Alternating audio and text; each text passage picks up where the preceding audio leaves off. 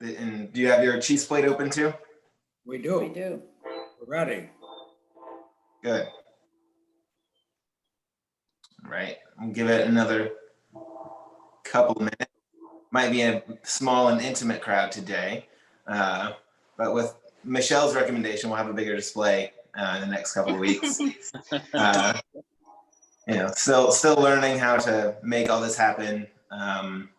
The next Wines Day is Veterans Day, so 2 weeks from today, and then we have a special one on the 18th of November, which is going to be with a cheesemaker, and then I'll have some wines to kind of show off the cheeses versus cheeses to show off the wines, if that makes any kind of sense. And then on the 23rd of November, or maybe 25th of November, whatever, the day before Thanksgiving, whatever day that is, we're going to show off some Beaujolais Nouveau, everybody's favorite turkey wine, and probably some Viognier or something else delicious that I can find between now and then. But it is 5:30, so let me start. My name is Zach. I'm the wine and beer coordinator at the Durham Co-op. My pronouns are he and him, something that we say at the co-op to just give inclusivity to everybody. Tonight we've got Adam from Tryon Distributing to talk about a couple of wines that he distributes to me. One is a Sauvignon Blanc from South Africa, and the other is a proprietary red blend from California. So we're gonna start off with the Sauvignon Blanc. If everyone wants to cheers and take a sip, you're more than welcome about the Fairvalley Sauvignon Blanc.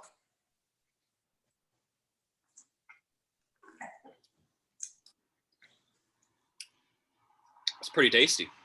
It is tasty. Yeah. An unusually humid day like today too. I like it. Yeah, that afternoon rain help any. Yeah.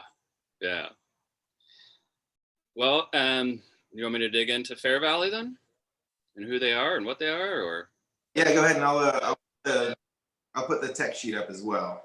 Cool.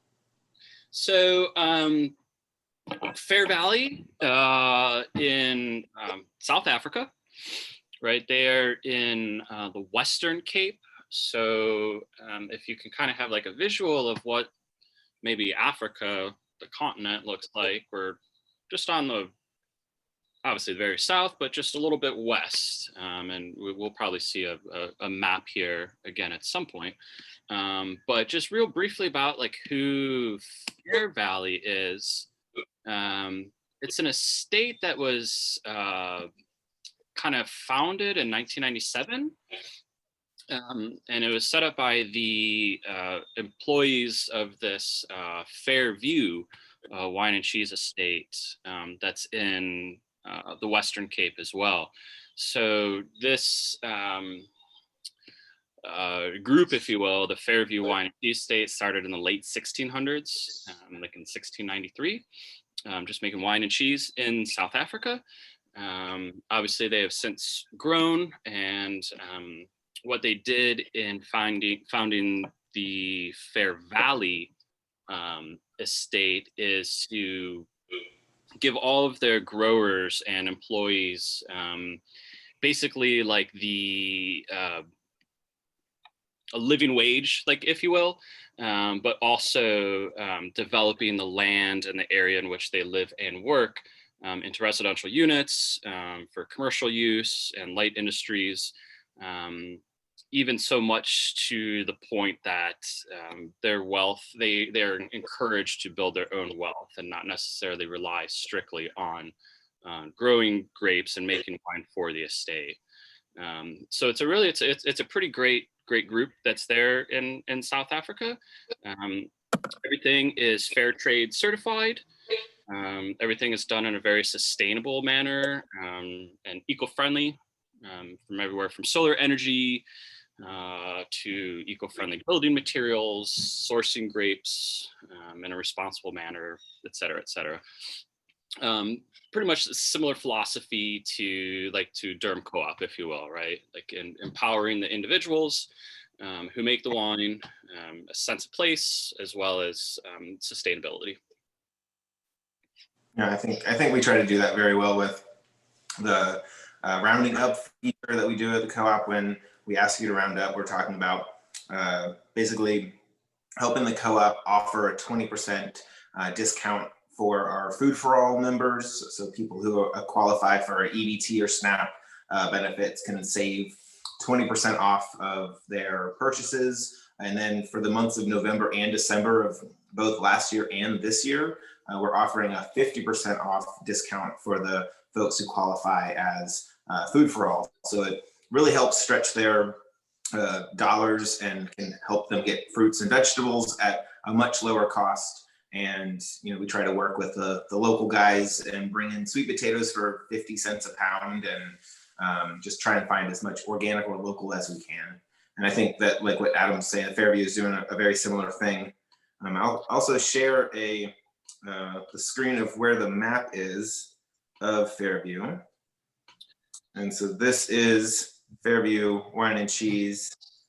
And as Adam was saying, you can kind of see eventually where like Stellenbosch and Parle and all that Adam and I were talking about earlier. That's where we are in the world right now. About an hour's drive, if any of you have been to South Africa. Can you zoom out a little bit more, Zach? Sure. Do you mind zooming out a little more? Yeah. Oh, okay. Yeah, so we're in a very warm region here, right, with a lot of coastal influence. Really not too dissimilar from Marlborough in New Zealand. Kind of a similar climate, and I think, New Zealand kind of has their thing as Sauvignon Blanc, right? Like we kind of think of certain countries and certain grapes as kind of their signature grapes, right? Like Napa Valley, we think maybe Cabernet. Oregon, we might think like Pinot Noir. And New Zealand, oftentimes Sauvignon Blanc comes to mind. But again, South Africa, very sort of similar climate and similar soil type. And I think as a result, you tend to see Sauvignon Blanc from South Africa to be that kind of punchy, fruity, citrus, grapefruit, kind of expressive in your face, as opposed to, say, Sauvignon Blanc from other areas in the world, which are much cooler, like in the Loire Valley in France, for example, or even Napa Valley for that matter. They can be quite different. Yeah. So I might ask a lot of questions because I don't know a lot about wine. So you're saying when the climate's warmer, you get more of a citrusy note or fruity note? I would say as a rule of thumb, maybe, if you will, is like the warmer the climate is, typically like the higher in alcohol you may be, and perhaps the more expressive fruit you may get. Okay. Whereas let's say it's a very cool climate and like cloudy and kind of rainy at times, you might expect more of a like more linear Sauvignon Blanc, maybe something more mineral driven. Okay. Tend to be a little bit more like grassy. Like Adam was saying, the Loire Valley, Sancerre is king there, which is Sauvignon Blanc, and that linear and crisp, like really high acid. I like to say, like you're drinking lightning, like it just hits your tongue with all this really bright acid, and there's not those tropical flavors that, like what this flavor wheel is showing us right now. It's more on like not on the citrus side or not on the tropical side, and you're just getting the nuances plus the terroir, so like the actual soil and then the rain amounts and how the fog rolls in and all of the little nuances of where the grapes are grown really can affect the flavors too. Cool. Thank you. Absolutely. Yeah, there's it's much like any other crop, right? Like there's so many what's the word I'm looking for? There's so many variables. Right. Washington State apples taste different than North Carolina apples, right? And why is that? Well, it's a variety of reasons. So that's just a quick little thing about the Sauvignon Blanc and why, you may find that more similar to New Zealand. Yeah. I mean, this one definitely has those tropical notes. reminiscent of that big, like grapefruity punch that Marlboro can have sometimes. And I almost get a little bit of like kind of green flavor too. So like a little bit of that grassy or kind of bell peppery. Yeah, you know, I've often found that in South Africa and Chile too, for that matter, for one reason or another, just personally, I find that Sauvignon Blanc often has that bell pepper, almost jalapeno like quality to it, without getting too geeky and too, you know, in depth into it. I pretty much always find South Africa to have that sort of Chile jalapeno quality to it, which I find very refreshing. And And actually, I'm sure, I don't know what cheeses you have. I don't know if you want to go over those, but I'm sure a number of those would be quite nice with this. Yeah. Could I ask a question before we get into cheeses? Sure. Yeah, absolutely. The South African wine that we're drinking versus the New Zealand Marlborough. And the New Zealand Marlborough clearly has a different aftertaste, which I don't especially like. And what might be the difference in those?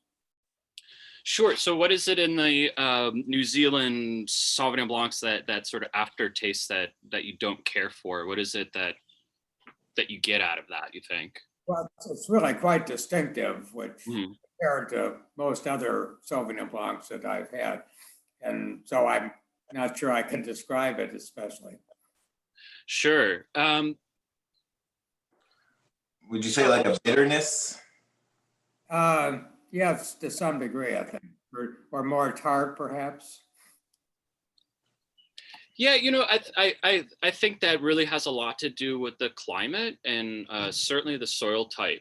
You know, as to where the grapes are grown. But you're right. You know, New Zealand has kind of taken this. I feel like it's almost like a house style, if you will, right? Like the New Zealand Sauvignon Blanc has that. I've never had a gooseberry, but they say they taste like gooseberries. And, you know, it's like grapefruit in your face, bitter. And then it has that almost bitter aftertaste to it. And I think some of that also is in the yeast selection. I think you'll find in a lot of wines that the co-op carries that are done true like farmer-driven wines, they will allow the yeast that is natural in the air to start the fermentation. But a lot of these big producers in New Zealand will use a commercial strain, yeast strain to inoculate. And a lot of those yeast strains give off very particular type aromas. A fine example of that is like a lot of California Chardonnay. There's a particular yeast strain that is escaping my mind right now, but almost always gives off a banana runts kind of flavor to it. So I find if I'm tasting, especially blind, and I get this banana runts sort of quality to it, it leads me straight to California Chardonnay and kind of in more inexpensive manner. I don't know if that answers the question all the way, but Thank you. That helps us. And then a follow-up question: what is the wine industry like in South Africa these days? Because I think from what I've read, it was kind of under the radar for a number of years, but is coming to the forefront, perhaps. Yeah, absolutely. I think it's still a little under the radar because we're still able to get really fantastic wine for a very affordable price. I mean, this is like $9, $10, and it drinks like a $10 or $15 Chilean or $12 or $15 Californian, and it's not anywhere close to that. Same thing. Another wine that Adam distributes that I sell from South Africa is called Bogle, and it's a South African heritage grape that kind of a cross between Chenin and Viognier. I don't know if there's a better descriptor for that, but it has a hint of residual sweetness to it. It's really minerally at the same time. And it's, $14, $15. And if there was a similar grape from France, that would be a $20, $25 bottle. So I still think it's flying under the radar, but people are slowly discovering it. Pinotage, which is kind of another heritage grape from South Africa, is really divisive, but it's becoming a little more mainstream. And I think people are slowly gravitating towards that if they're well made. And I don't know, Adam, what do you think? Yeah, you know what's interesting about South Africa and you know, back during when the different wine growing regions were created in South Africa, they were political. They were not based on terroir, not based on geography. It was very political at the time. And as you know, South Africa has a very has a history, right? And during apartheid, a lot of the grapes that were being grown for wine in these areas that were divided politically, a lot of those vines were ripped out and replaced with higher density vines to be made into a lot of pisco and a lot of other aromatized liqueurs as well as spirits. So I think there was a long period of time in which there was not much South African wine that was out there. Once apartheid was over and the land went back to the owners and to the farmers, and were able to do what it was that they really wanted to do. It takes a lot of time for those vines to mature, but then as they do mature, they get more and more. What's the word? Like for older vines, it's usually lower yield and more concentrated fruit. Thank you. Yeah. Does that answer that? The description. Wonderful. So I have another question. Yeah. I know there's a large Dutch influence in South Africa. So does that play in at all to this wine or any of the wine regions there? I mean, I don't know anything about Dutch wines, but just curious. That's a good question. I don't know. Yeah, I don't know the answer to that one. I will say when it comes to South Africa's signature grape that Zach mentioned a moment ago, Pinotage, is a blend of two different grapes. And it's a blend of Pinot Noir and a grape called Cinsault. But I think it does have a bit of a British influence to it because they would call that Hermitage, in the UK. And I think that and Pinotage kind of has this British influence to it. Yeah. So. Yeah. I don't think the Dutch are known for their winemaking, but I'm going to say what they are known for is their cheese making. And we actually have, so Josh, our cheesemonger, has recently created these new cheese flights. And so every 2 weeks, there'll be a new cheese flight that I'll then talk about on Wine Stay. Today, we've got a French cheese called Comté, which is Gruyere style, just made in France. We've got Cotton Boo, which is locally made by Boxcar Handmade Cheese, which is an ash-laden, soft-ripened, annatto-dyed brie style. And we've got Midnight Moon, which is a Dutch goat's milk aged Gouda. And I think actually that all three of them, I think will go well with both of the wines that we have today. But I think the Midnight Moon and this wine would go really well. So this is the Midnight Moon, triangular piece, bright white. Goat's milk doesn't transfer beta carotene. So when the goats are eating the grass, the yellowness that's in cow's milk doesn't come through. So it's always bright white, unless it's been altered with annatto or some other kind of coloring agent.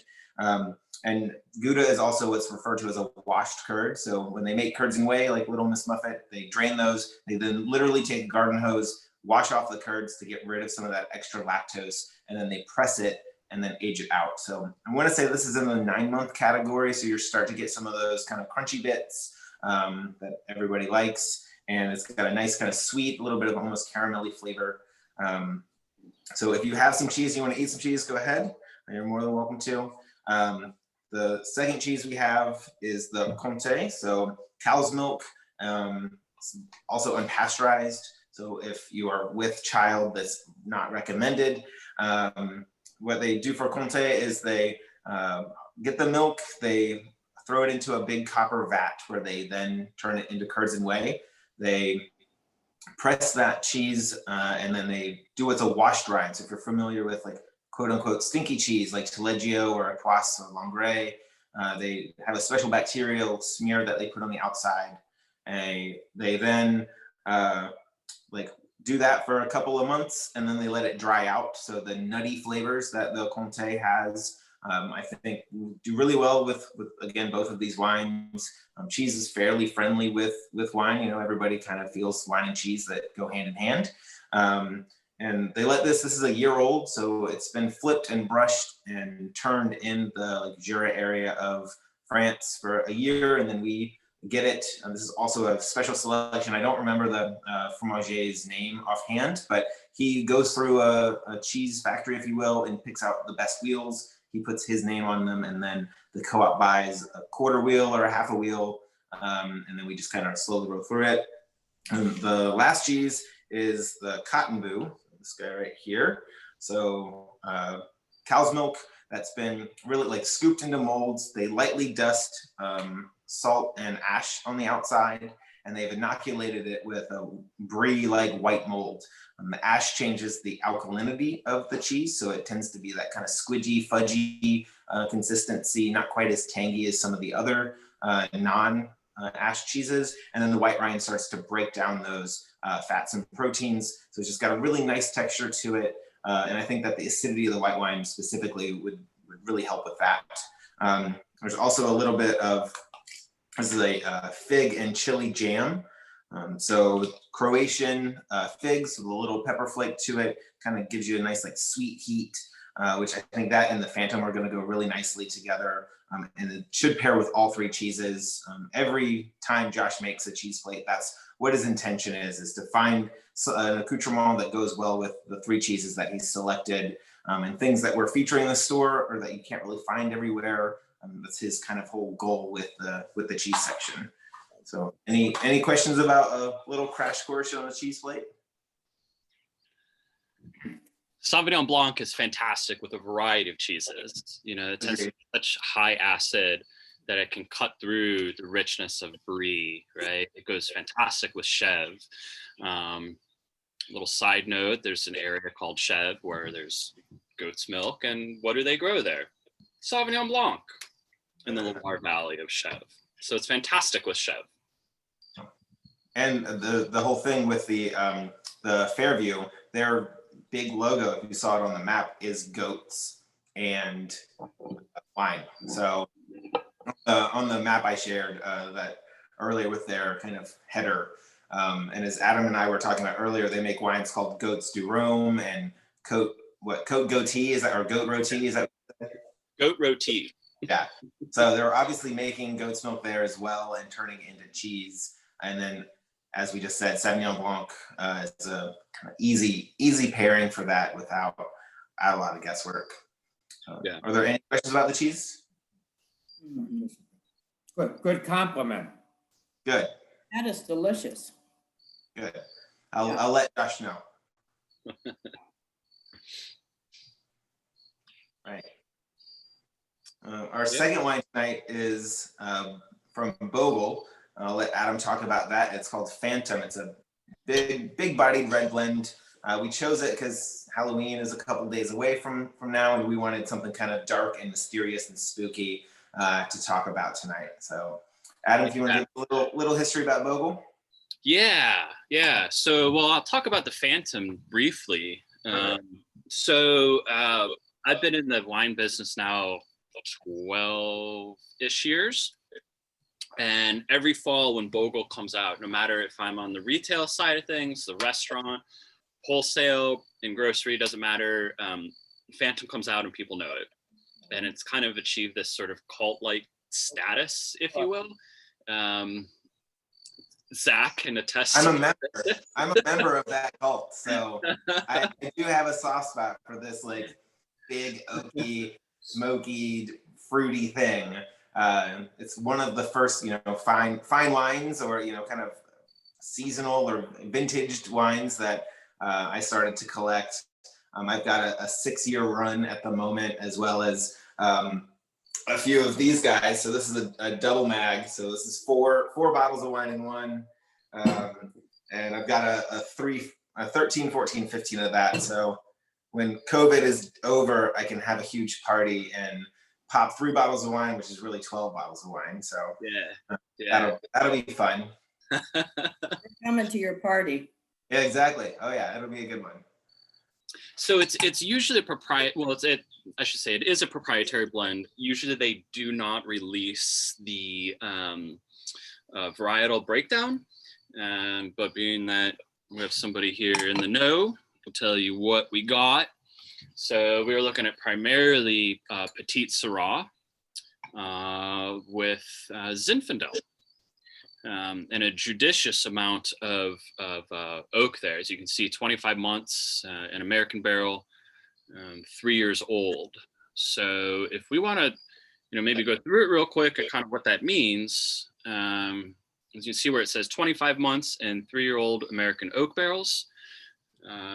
Wineries, winemakers often choose between like 3 different types of oak barrels. And there's a lot more, but typically you see French, American, and Slovenian barrels. American oak tends to give this kind of coconutty kind of aroma to it. It sort of to me at least, imparts this coconut kind of vanilla-like flavor and aroma to the wine. The fact that it's 3 years old, the barrels themselves are 3 years old, they've been seasoned, so it's not new oak, right? New oak, you would be much more pronounced, much more of that vanilla coconut aroma. But so they dial that back a bit because it is seasoned for 3 years. So we've seen 3 different vintages go through these barrels. But it is in there for a long time, so it does impart those flavors, but I think it's a little bit more subtle than it would be if it were new oak. And the aren't super like the oaky tannins aren't overly aggressive like they would be in a like Crianza Rioja, where it's new American oak, 6 months, 12 months, and so it's really grippy and almost astringent. This is kind of soft, and I definitely get like Mounds candy bar, like that kind of sweet coconuttiness. There's a little bit of that cocoa from the actual grape breakdown, and I've always liked it. It's this big juicy thing, but I think it's always a fun fall wine for me. Yeah, absolutely. It reminds me of autumn. I mean, it has this, to me at least, this kind of baking spice kind of aroma to it, and that just seems like it would go really nice with the leaves that are falling in my backyard. It's kind of buttery. Like I get a buttery. Yeah, totally. So there's a reason for that too, which we can get into if you would like. But it's the secondary fermentation of the wine. Wine will have this primary fermentation, right, where we have the grapes are in whatever vat that's in, whether it's stainless steel or concrete or whatever, and they start to ferment, right? You have the sugar and the yeast combining to make the alcohol. So secondary fermentation is called malolactic fermentation. It's where it takes the malic acid of the grapes in the wine that's fermenting and transforms it into lactic acid. So lactic, right? You think milk, right? It's going to have kind of a buttery, almost buttery like quality to it. So a real famous example of that is California Chardonnay. Just group it into California Chardonnay. We tend to see in the wine business people asking for or against oaky buttery Chardonnay, and that basically explains why you would see that kind of butteriness to it. A grape like the Sauvignon Blanc here, which is very highly aromatic, you will almost never see that go through that malolactic fermentation. So it's really up to the winemaker when that fermentation starts, how they arrest that fermentation, or if they allow it to continue, or to continue for how long. But pretty much all red wine goes through malo. Malo is like the short-term abbreviation that we use. So you're saying they add malic acid to the process, or? What do they add to it to make They that? don't add anything to it. Okay, They it's don't just add part any- of the grape. it is just the fermentation that begins again, Mhm. converts the malic acid to lactic acid. So it Gotcha. softens out. So the reason winemakers will want to do that is to soften it or kind of round the edges a bit. Yeah. If this did not go through that secondary fermentation, we would find it to be much more like astringent, Mm. right? Okay. Yeah, so Chardonnay tends to be like the classic example of mallow. And it's a temperature control thing too. So if they want to stop it, I think they can just cool it down a lot. And they have these like double walled vats, and they run like glycogen through the outside of the vat to really just drop the overall temperature of the wine, and the mallow just won't convert at a certain temperature. I'm not 100% of the technicals, but it will stop it. So if they want to preserve some of that like really bright high acid that lactic acid can have, then they will, to give the balance that ultimately the winemaker is trying to do. Right. So like Chablis, for example, if you've had Chablis in the past, you can see, it tastes very different from California Chardonnay. Well, cooler region, and they tend not to go through mallow. They tend to be more that sharper, linear style as opposed to a broad mouthfeel to it. Gotcha. Yeah. So you're spot on with it, with saying buttery. Sweet. Yeah. Yeah. And we have started the video so that you can see us, and here we are. Yeah, we can see you now. Thank you. Yeah. Zach actually did what we requested, but now we are thinking that people want to see who's there. Yeah. Well, I think having or not having video is great. It kind of gives it all of us kind of hanging out versus just a bunch of weird human things, and Yeah. or like Abby's picture, you get to see the side of my face before my giant beard happened. Oh, is that you? That's cute. Yeah, that's me.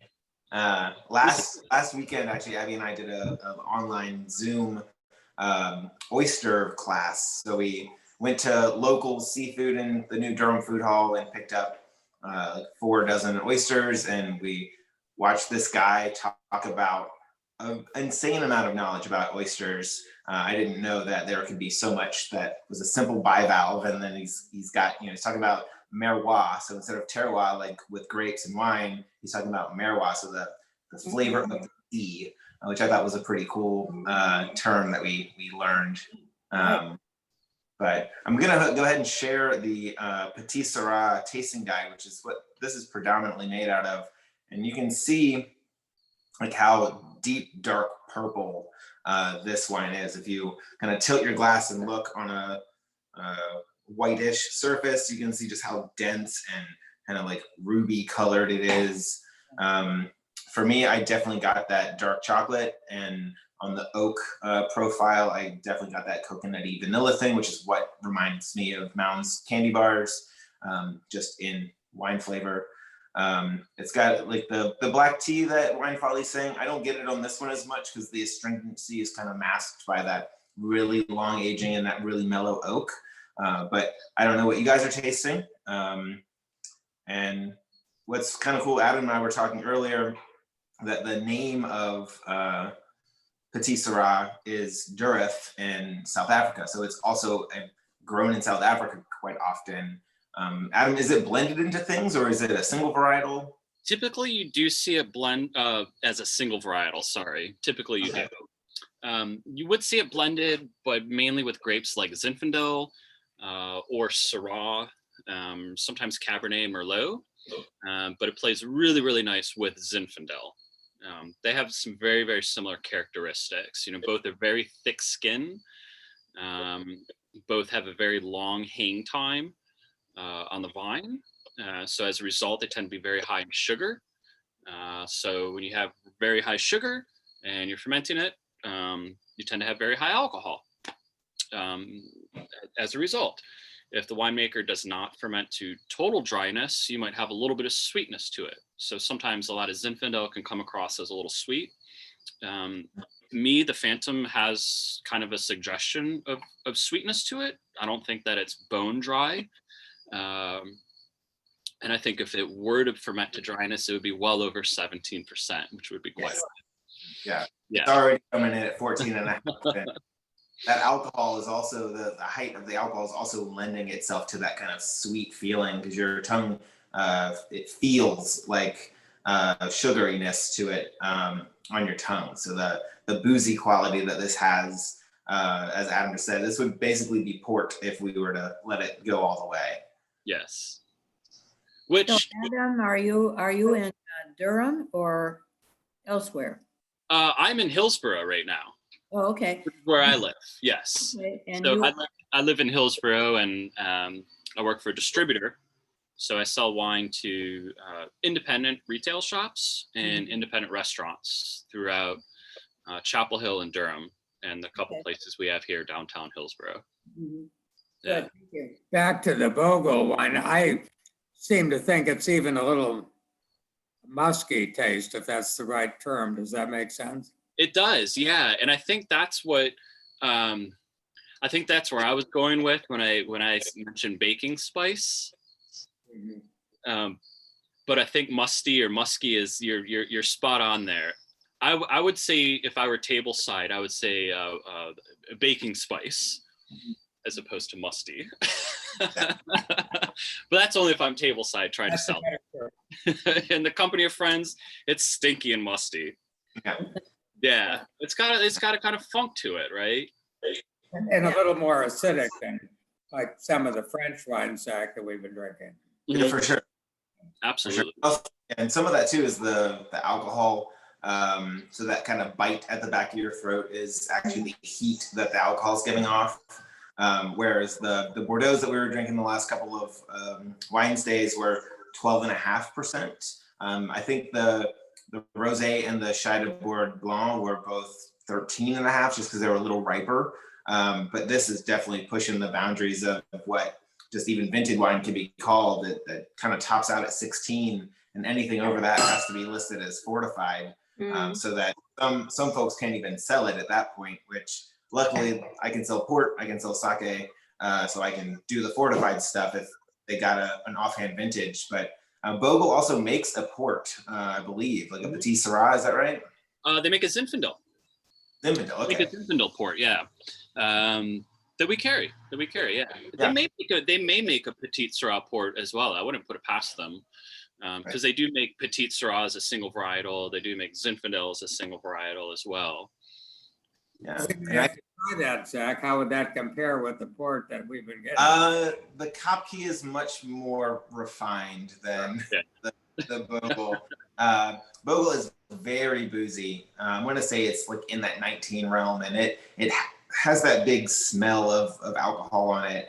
And you don't get the kind of roundness that you will with the tawny that you guys have been enjoying. I also carried the vintage Petit Syrah and the Cabernet from Bogle. It's just kind of more everyday bottles, where Phantom, you're not drinking this every single night. And it's kind of seasonal, so you almost couldn't. But the Zin and the Cab that I have is very straightforward Californian. Does it see oak, Adam? Do you remember offhand? It does see some oak. It's not as long as the Phantom is.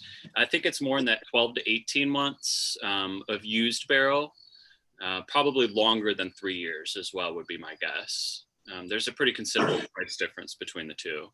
Right. So when you go over 18% alcohol in wine, and it's called fortified, then you don't call it wine anymore, or what? I mean, we love, what do we love?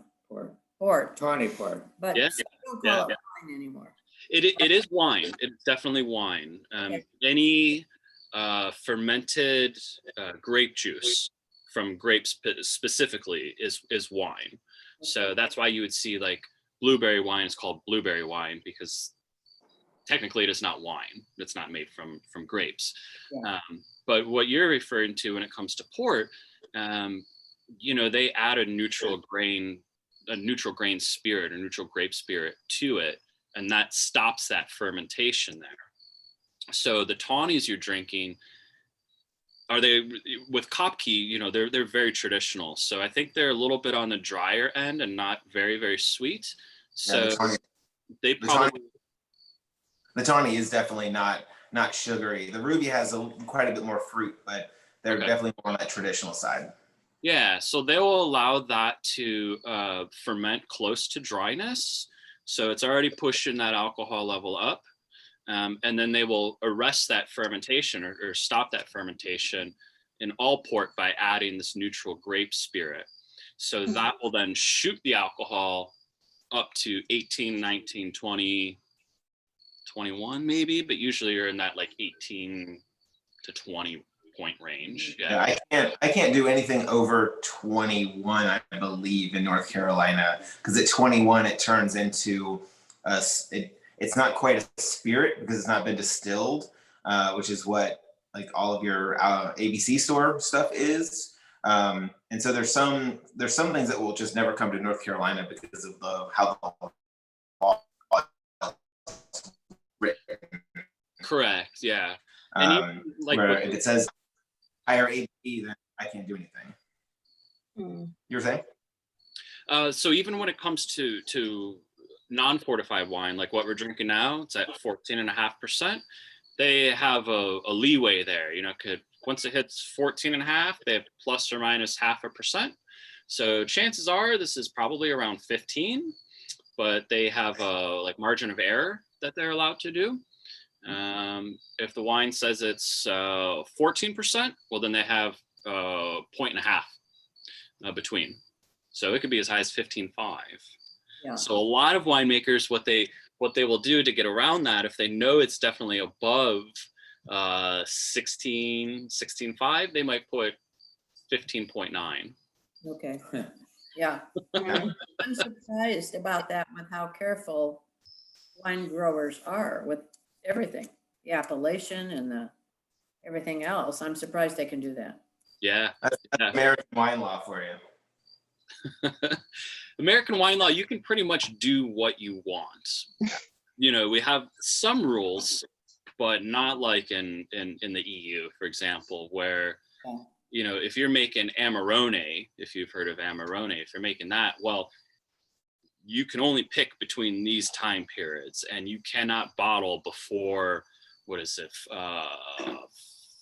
months? It's 4 or 5 months. Like you have very, very specific rules that you have to follow.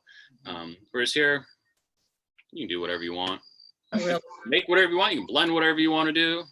Yeah. But if you can call it all Cabernet, even though it has 10% Petit Syrah in it. Right. Or like, infamously Meiomi, if you've ever had a bottle of that, is California Pinot Noir technically, because it's got a whole bunch of either Mega Purple, which is another topic for a different episode, or it's got a whole bunch of Petit Syrah in there to really give it that kind of rich and silky and kind of fatty Pinot Noir, where instead of being light and bright red fruit, which is a little more typical. So in other words, I'm trying to distract a cat right now. So in other words, the EU regulations are much more stringent than the American regulations. Oh yeah. Yes. And really the reason for that is because, let's say, in areas in Germany, they've been growing Riesling in the Mosel for hundreds of years. So they figured out what works there. They figured out, okay, Riesling works here. And we should only grow Riesling because that's what makes sense. In Bordeaux, they've been doing it for hundreds of years. Well, these 5 grapes really work nicely here. Why would we grow Pinot Noir? Doesn't make any sense. We want our wines to be world class. Can't grow Pinot Noir. We're making world class Bordeaux. Like in Burgundy, we're only doing Pinot Noir. We are only doing Chardonnay. Versus the United States. Yeah, we're so young, right? We're so young when it comes to the world of wine. We go back to the 1800s really when a lot of the Italian immigrants came over implanted Zinfandel, quite frankly, from Italy. But what has it been since like the 60s? Well, Prohibition really screwed everything up. Yeah. Prohibition basically put everything to a full stop, and people were selling cough syrup, or they were selling grape juice. And if you might add this yeast to it, then you might make wine. But we didn't say you could do that. And then there's the Bottle Shock movie, if you've ever seen it, with Mahalena, I believe that's right, where that's really kind of put the U.S. back on the map. But those grapes weren't even that old. So I would say it's 60s is when it really kind of started, kind of American craft brewing in the 80s with Sierra Nevada, like similar time frame. That's 40 years ago at this point, versus Germany, which is 600 years of the same kind of experience. Yeah. So with youth comes like adventure, so we can get away with a bunch of stuff.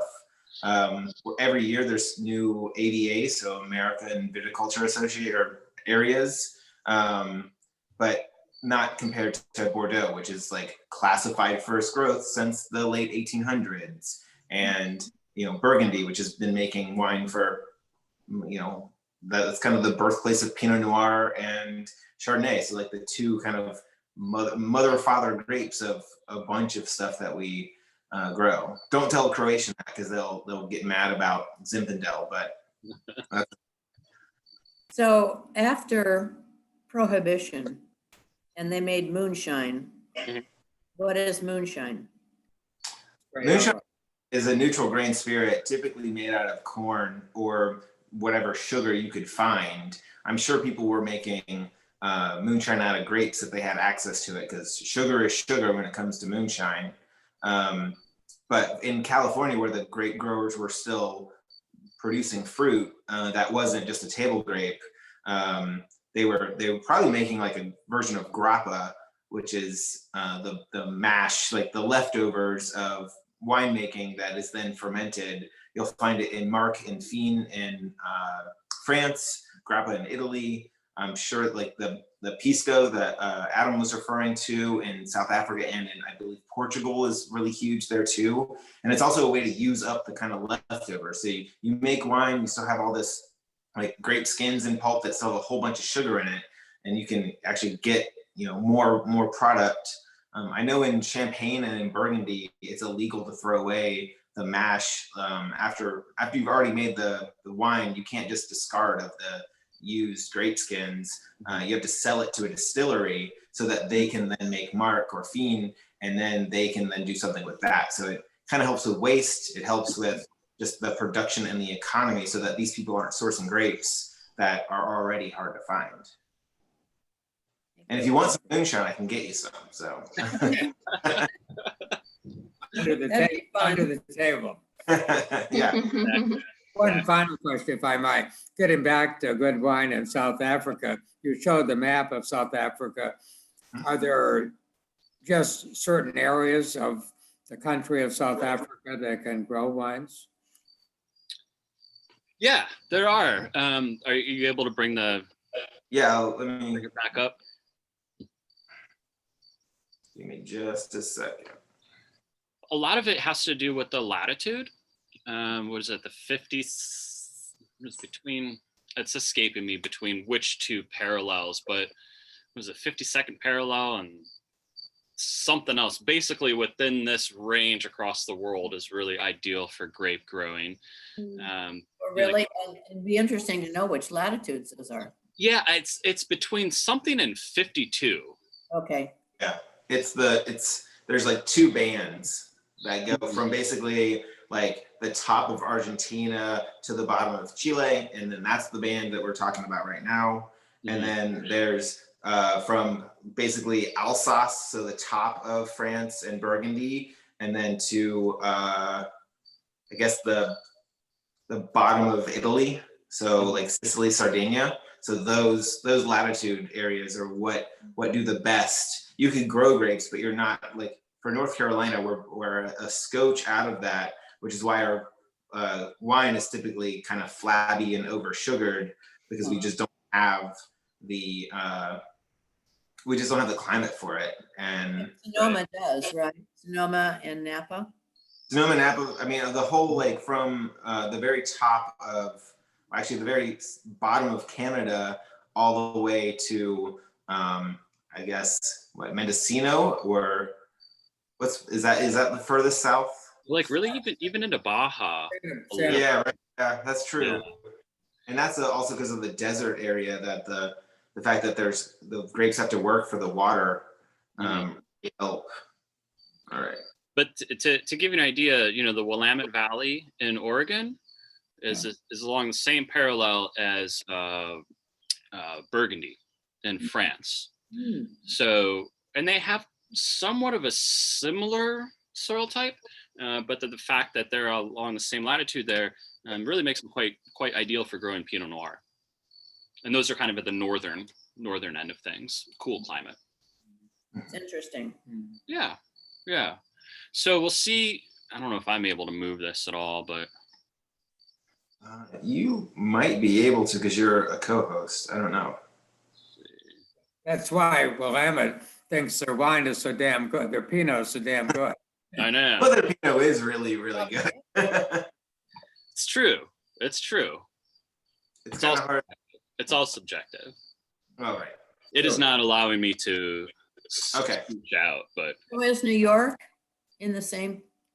it is, yeah. In the Finger Lakes, the Finger Lakes are within there as well, and the fact that it's very cool as well up there, it shares some similarities to Austria, as well as within like the Mosel in Germany and Rheinhessen and those areas.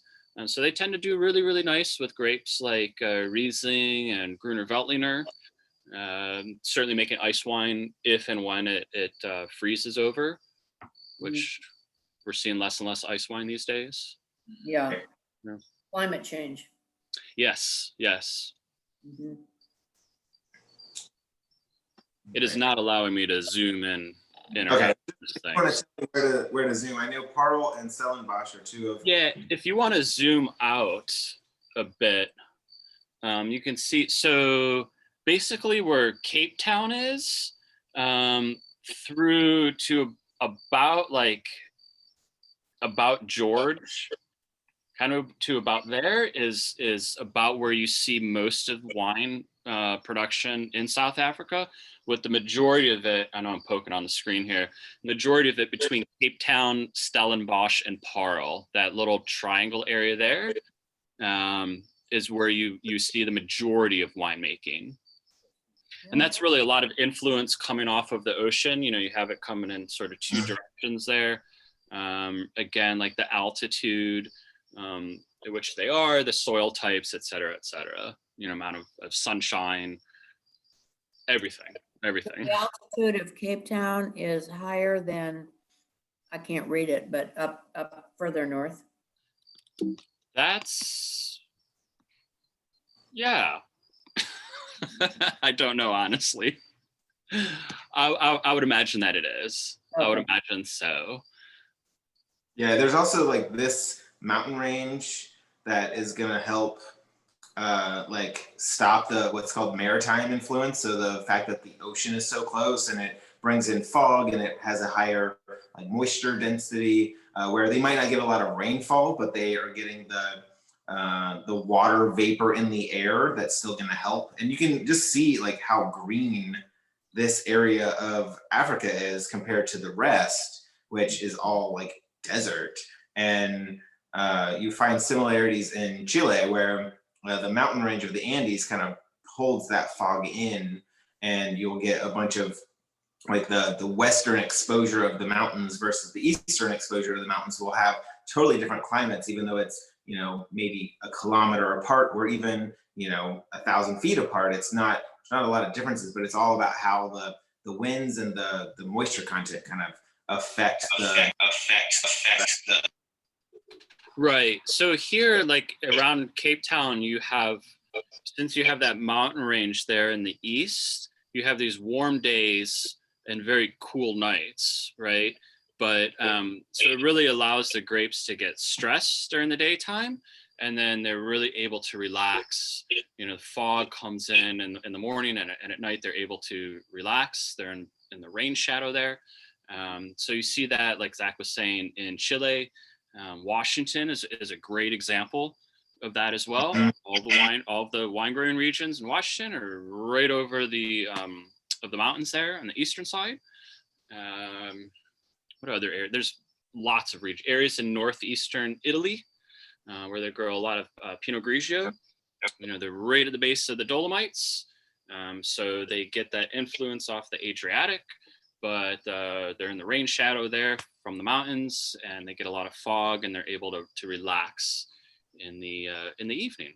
Sonoma, perfect example of that. Yeah, there's what's called the diurnal shift, which is the change of temperature from like the hottest point to the coldest point. And in Washington, it can hit like the low 100s in the day, and it'll be in the upper 40s at night. So you'll get this like 70-degree shift from the middle of the day to the middle of the night. And so that really affects how the grapes kind of absorb the water, how deep the roots have to go to find the water. So it's struggling of the grapes really concentrates their flavors, which is, again, why North Carolina doesn't really do it, because we have way too much humidity. You know, in the mountains, you'll see some success. On the coast, you'll see some success, but us Midlanders are kind of, we need to just stick to beer, in my humble opinion, not on the wine, because we just can't grow the fruit that we need, because it just gets too plump, and we're better off making really juicy muscadine wine versus something with a little more finesse to not bash everything about North Carolina. That's Yeah. really helpful. Thank you so much. You want very poor soil. You want the grapes to struggle, because basically these grapes are working out, right? They're working out. They're struggling to find water. They're digging deeper. They're working. They get to relax at night. Then they're working, and then they get to relax again. So that comes through in the wine, definitely. Whereas you have very fertile soil, they're lazy. They're getting everything they need. They don't have to do anything. Yeah. Wine's going to be boring. Oh, Yeah. interesting. Right. We have great. We've learned a lot tonight. Good. Awesome. Well, are there any other questions tonight? I do have a question. You guys were talking about the oak barrels, and you said they were 3 years old. So do they reuse the same barrels every year for the winemaking? Okay. So then every year the oak taste changes then, right? So what they will do is, you know, they probably contract their barrels from somebody in particular, and they probably get seasoned barrels. It would be my guess. They probably get some seasoned barrels from someone and use those. So a lot of wineries may take their top cuvee and give it new barrel, right? And then that barrel will be used the following years for their lower level cuvées. So they'll tend to reuse those, because you still get that influence and you still get tannin from the barrel itself. It's just not as pronounced. So how long would a winery reuse their barrels? Like, do you have some reusing them, 10 years, 15 years later, and they're getting like all that mustiness that's kind of been absorbed? There are some that, I don't know, 100-year-old barrels. Yeah, really? Okay. Yeah. 1,500 liter barrel, like one barrel is 1,500 liters, and they had been using it for 45 years thereabouts. Gosh, yeah. It's so neutral at that point that it's basically a concrete kind of equivalent or stainless equivalent. It's just what they use, and it's big enough that like 6 people can get inside of it with this like little hatch door on the side. And there's different like levels. Same thing with like whiskey production.